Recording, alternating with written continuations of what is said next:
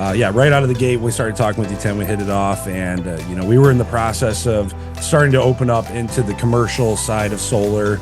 We'd started to dabble a little bit, but we had historically been a residential solar contractor, and so that was our focus. We had historically been residential. We were looking obviously at our 360 model, but a heavy focus on the solar side, residential, batteries, EVs. And, as Jared was getting in his role, we were talking and saying, we can see that commercial is the place where we need to be. We also saw the shift that was happening in the residential side, and we wanted to be prepared to maneuver and pivot as needed.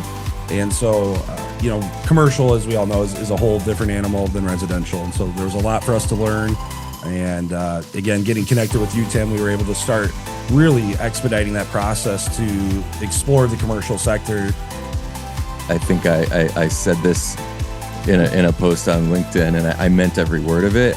Not only can I not imagine a world before Tim Montague on the Greenlink team, but I sure as hell would not like to, Right. Because where we've been able to come since then.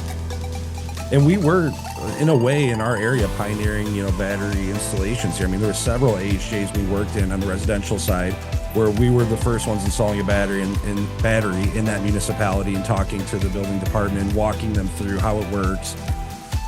With that being said, I was so close-minded to large-scale storage. And so when you came in and Jared quickly, grasped this and bought into it and delved into the large-scale storage, and it's been a big game changer. I'm totally a convert and understand now what the power is for commercial to have large-scale storage.